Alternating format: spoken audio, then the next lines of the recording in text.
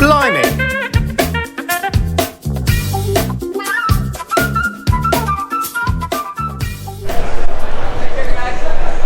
So I'm at Raymarine and I'm in the middle of updating equipment that's on my boat that is now 5-6 years old. So it's not out of date, it works really well, but the technology has moved on leaps and bounds just like everything. So I'm at Raymarine. They've just introduced a new radar, which anyone that knows or understands radar, up until now, unless you had military or commercial applications, you would, if you wanted to acquire a radar target and track it and have it on your screen, on your GPS screen, you would have to manually acquire it by poking on the target and acquiring it. And you can only go to a maximum of 25 targets to acquire and track at any one time. So this new Doppler radar automatically acquires targets and will project them onto your GPS screen as you're running. In green if it's coming away from you, red if it's coming towards you. And if you set up distances for audible alarms, then it'll trigger those also. So I'm going to move across to a man that knows at Raymarine. How's it going? Well, so we've got the radar here. This is always going to be the traditional radar. This is what everybody's used to, everybody's familiar with. On here we've got targets, you've got the AIS, the heading of each boat. You can long press on them, get the information. You can acquire the target. You can also intercept. But we're going too slow for that. But you can turn yourself off, you can make yourself silent. We've got the radar, which we're specifically talking about, the quantum with the Doppler. So this is traditional view. When we turn on the Doppler, all of these targets, anything that is moving towards you is going to be red for danger, and then you've got anything that's moving away from you is going to be green. Now, the interesting side of this is, as I said, the automatic, the target acquisition is the whole part of it. So just regular quantum radar, which has been up until now Raymarine's flagship product, you would have to manually acquire. So can you demonstrate that, how you'd acquire a target? Yeah, so basically we see these targets. You can, right here, acquire a target, and now it's locked on. So that is acquired through a technology called MARPA, which will then take that target and track it for you. If you see the blue lines, that's where they're going. And you are the line in the center. If you see a little deviation, the blue line is actually showing if you're moving straight, but you're actually moving through current, it's your anticipated target on radar. So now we'll show the difference with MARPA. So instead of clicking onto each one, MARPA will automatically pick that up. And can you show this as an underlay or an overlay on a chart? Yes. So let's say somebody doesn't want to run their radar, they don't have 2 or 3 screens like you've got here. It's perfectly as simple as this. Just open up a chart. We have our chart. We can enable. Go to detailed. So now we have the AIS data. Yeah. We'll go down to the gears. Everything happens in the gears. We go to layers, and then we can turn on the radar overlay. Yep. As simple as that. Now we have the radar overlaid onto our chart information, our live feed, per se. And it will also, the difference being is those manually tracked targets with MARPA, well, every time a new target appears or radar acquires a new target, it will by default bring it up behind your chart. Correct. Is that correct? Correct. Okay, well that might sound like something small, but when you're running, if you're running a fast boat, you're running at 30, 40 miles an hour, then manually acquiring targets in a busy waterway like intracoastal is a very tricky thing to do, and it's got somebody else pushing buttons on the screen. So for me that's huge. So from my point of view, I'm going to take the digital radar, which is 2 generations old, off of my boat, probably sell it on eBay for about $800, and I'm going to spend $2,000 for a 24-inch closed array radar system in order to help me navigate better. This stuff I tend to use if I'm running at night, if there's weather, anything like that. Very, very useful, and I think groundbreaking now that you have this Doppler radar. Well, thank you very much. Is there anything else that's new with Raymarine this year? Oh yeah, no, well we've got the Augmented Reality. I'm not sure if you sound like you're very safety centric. Yep. So with our FLIR cameras now, we have basically a hockey puck that's called the AR200 that allows your system to now overlay your chart information onto the FLIR image. So this is a live image. It's going to be different than if you out on the waterway. We're about a mile away from the waterway. So you can see the markers out there. Just imagine these passing you by at night. I do a lot of night boating, and this has saved me numerous times. It not only targets in the water, but to have a live image overlaid with my chart information that is coming from my Navionics chart card is crucial for safety. And that's the number one thing on boating, especially at night. A lot of things can go wrong very quickly. So the interesting with FLIR, I mean, that's come a long way, and I remember when it first came out. Oh yeah. And this was a military technology, so right. Coast Guard, Raytheon developed this for warships, Coast Guard, police applications. And when it came on stream, I mean, the cameras were like 30,000 plus. Oh yeah. Immense. Now you can buy an IP-based FLIR, and FLIR is not the same as night vision. So FLIR uses a heat signature, so it can see through fog, it can see through anything. Even a person in the water will highlight because of body heat. Correct. So it's creating a picture out of heat rather than a camera which is creating it out of an image. So very, very clever stuff. And if you see here, behind you, you have some, let's call it artwork, attempted artwork, and that is actually glass. And as people walk by, you can see the heat. You're not looking at the visible spectrum, you're looking at the infrared spectrum, the thermal spectrum. So their body heat is actually casting off that glass into the sensor. So you see that person walk by, that's actually their body heat reflecting off the glass. And Raymarine as well. Raymarine are the guys that do FLIR. There isn't anybody else that does FLIR. There is only Raymarine because it's their technology. You can interface this very easily with their IP-based cameras into Garmin, oh, yes. Lowrance, anybody. So you don't have to stick with Raymarine kit. It just so happens that I have Evolution autopilots, gyroscopic autopilots, and as I've gone along with my boat, when you invest in something as expensive as a motor yacht, you sometimes you don't want to be changing the boat to change the technology. Oh yeah, no. So you literally, and if you take the radar, so your radars, you can take out a 5-year-old radar. The mounting plate is exactly the same. Yeah, correct. It's just a different data cable. Correct. Yeah, it's a different data cable. When you get into the Magnum radars, the actual cable itself was changed a little bit. The cable itself was not changed, but the amount of cable that you need to plug it in. So if you're going from an older HD color radar open array to a Magnum, you're probably going to need to lengthen your cable by about 3 inches. Just pull it out, reseal it. There's no adapters, everything is plug and play, same footprint, same bolt holes. It works out. Well, let's take my installation. So I'm taking out an LCD 5-6-year-old display, which they still make, funny enough, but I'm going to the glass bridge stuff, mainly because the refresh rate. Yes. And the refresh rate on an LCD is very slow. So when you're spooling in and out of, say, a navigation chart, an avionics chart, and you're trying to do that on the fly, you're trying to drive your boat, when you scroll in and out, it's very slow on an LCD. So these new glass bridge screens are, look, pretty much seamless. Very, very different when you move these things around on an LCD. So, and the technology has got cheaper and cheaper. And one little tip is the Axioms.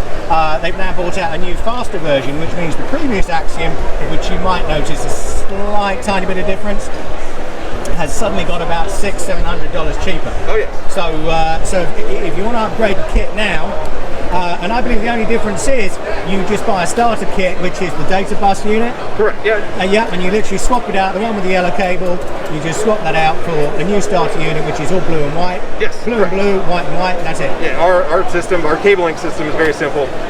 You can't mess it up. And you even, as well with these, they produce kits. If you've got an old style Raymarine, quite often they'll do a kit that will keep the same screw holes for your unit that you've got. You literally pop the old one out, put the new mount in, and then push the new one into it. Yep, we literally just have adapter plates that made up for many of our older screens if you want to make the jump to a newer one. Controlled by data buses, so you can put your fuel system into this.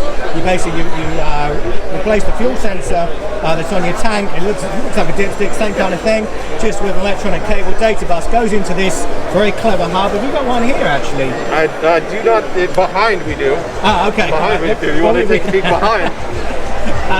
But I just want to explain how simple this process is. So once you've got your data backbone, your NMEA 2000 backbone in place, which could be for engine management and everything else that goes through it, once it's in place, it's just the hardware on the front end. Correct. And it is getting cheaper and cheaper and cheaper and better and better and better.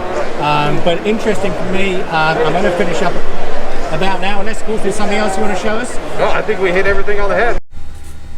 So this is the perfectly good equipment that I'm replacing. Raymarine Hybrid Touch, I believe it's an E127. Everything's integrated. Chart with navionics, very much the same as the Axion will be.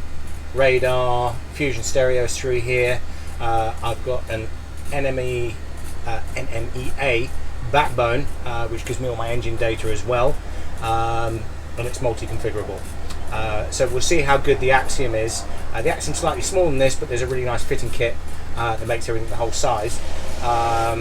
So this will be replaced with a nice glass screen. We'll see how that goes. And as we move around, I'll show you the radar, which is the 24-inch here.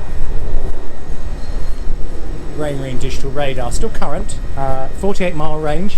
The new radar has only 24-mile range, but when this boat is planing, all you really see at long range is weather because it's pointing up in the air. So we're also I'm going to wedge the radar down slightly, so when she's planing I get good instrument data. So that's the equipment I'm replacing, and once everything's installed, I will let you know what I think of the latest Raymarine Doppler Radar and Axion products.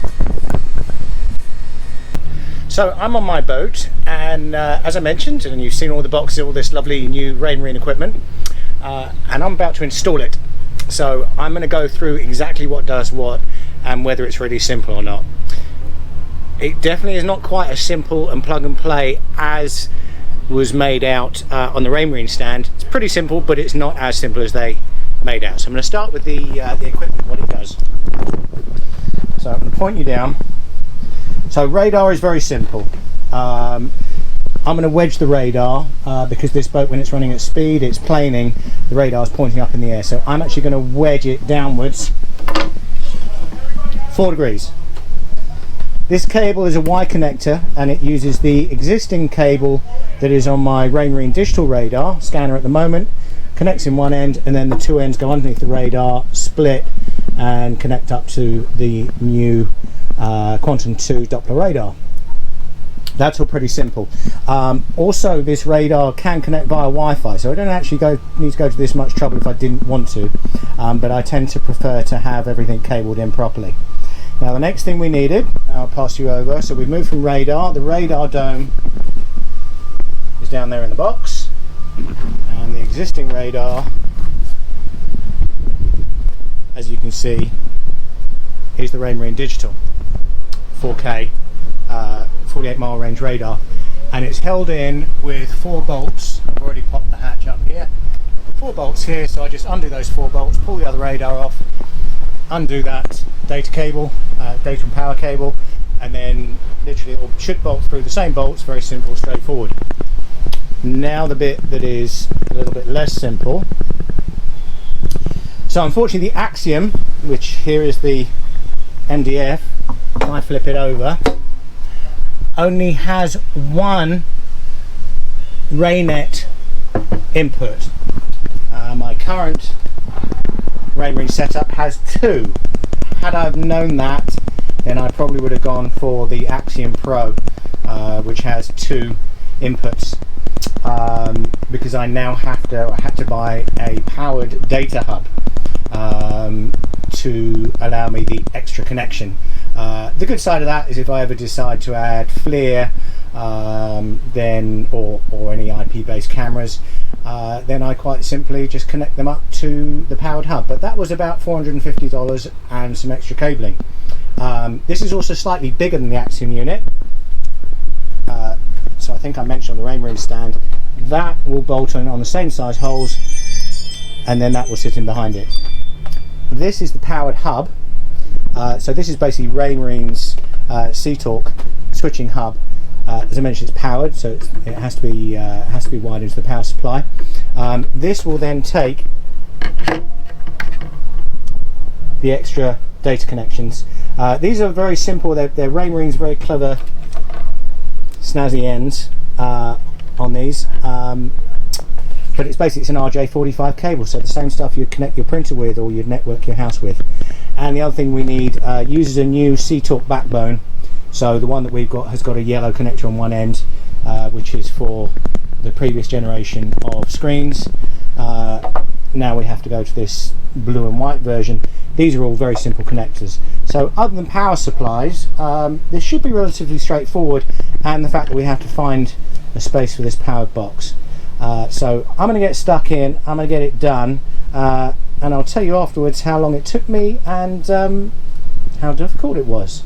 And then hopefully I'll have some new snazzy equipment to play with, which I will show you also.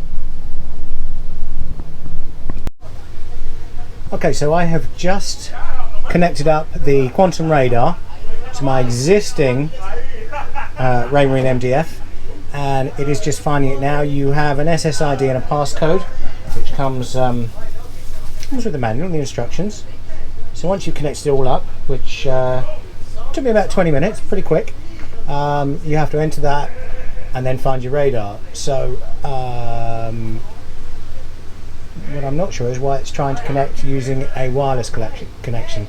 I know it's hardwired now, so I was hoping it would have just picked it up. But nevertheless, we'll see what happens, and I'll let you know if there's any problems. Okay, so I've now connected to my new quantum radar. I haven't started playing with it yet. However, it's all up and running, connected really easily. This is the last generation of Lighthouse 2 MDFs that will connect to quantum, but I am upgrading this to Axion, which will get me a bit of a nicer display. But I haven't played with it yet, but I can already tell you there's a lot more detail. So what are we looking at here? Let's see if I can point you out. We're in a marina. There's a building in front of us, which that is that mass. It's picking up the boat next to me here. Obviously there's tons of clutter around because I'm in a marina, but as I zoom in, what you can see over there is an AIS target, so that's already integrated, that's happened. But yeah, you can see the waterway around here. Its refresh rate is so much faster than the 4K radar, that I can tell you immediately. And I don't think there's anything moving at the moment, but those are our AIS track targets. I'm going to have to play around with it, and I'm going to check out this MARPA stuff, and once I've got the MDF changed and I get on the water, then you'll see this in future videos, this working.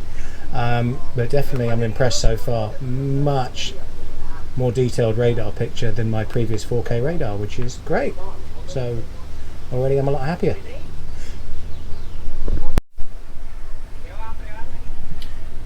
And the Axiom is now in. This was not as straightforward and as plug and play as things would seem.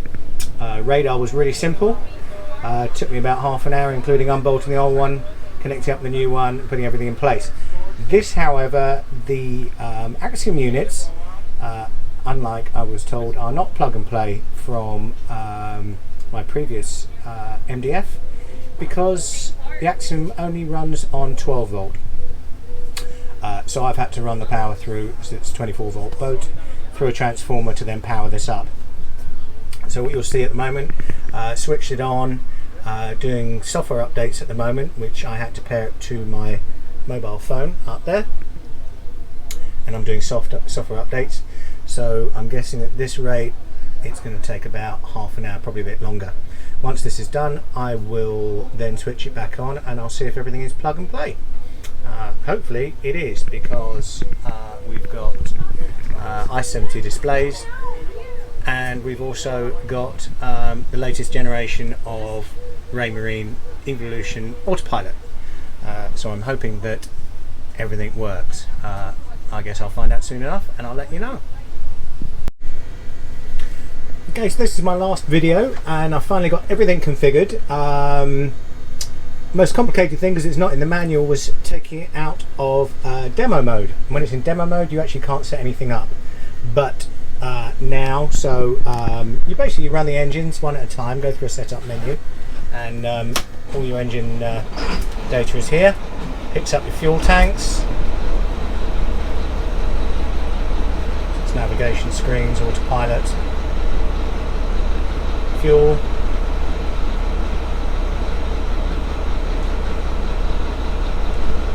that's pretty nice. Chart. Just had to set it, obviously put my Navionics chart in the back. These are plots coming off the radar, by the way. Let me zoom out a second. Just check if that's picked up which chart I'm using. There we go. I think it's on Lighthouse. It's not on Lighthouse. It's on Navionics. I should remember that. There we go. There's our Navionics.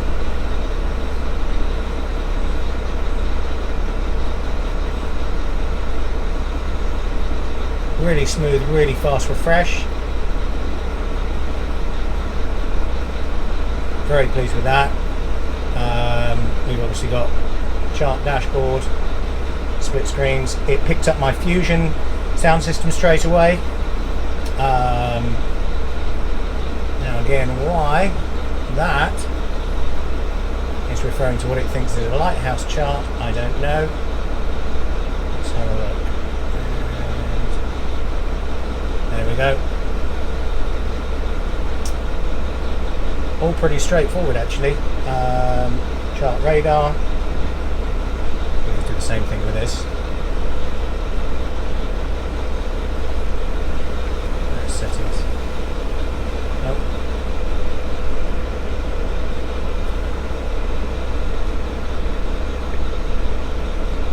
You can see the radar running there.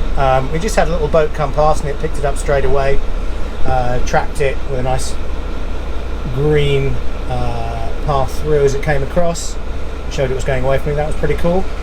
Other than that, all pretty straightforward.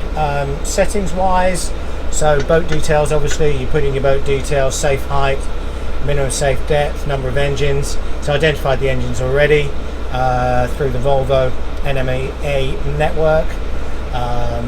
There's all my information, the way I want it displayed. So autopilot set to cruise, which isn't too harsh. I can change the settings, performance settings, so tight heading control. Network, you can do a diagnostics.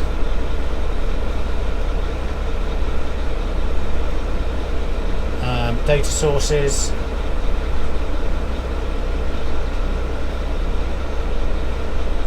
That because it's already picking up depth anyway, over there from my i70. There we go, let's pick that up. Yeah, so we've got everything. So we've got the Fusion. This I believe is the GPS unit, the compass. There's the control head for my autopilot. My i70 displays 1, 2. Not sure what that is. That's the actuator unit for the autopilot. Course computer, which is for the autopilot. And that is the network hub. That's the this display over there. And it picked up automatically as well the radar, which I'm guessing is this guy here. So very, very impressed with, once I figured out how to get rid of demo mode, how easy this was to set up. Love it. Love it. Definitely an upgrade. Definitely worth a couple of $1,000s on that. Radar, definitely worth a couple of $1,000s on that. The extra peripherals and the slight complication, not quite plug and play. Well, I'm indifferent to that because there's always some issues, but we got around it pretty fast. The whole installation for me, and I'm not super techie, was 20 minutes, half an hour to swap the radar out.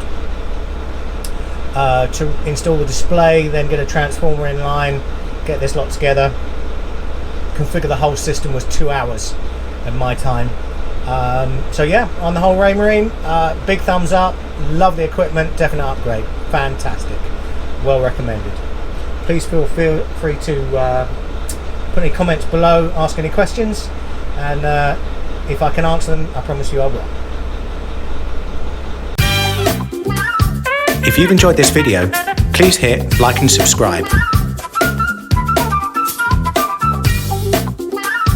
Blimey!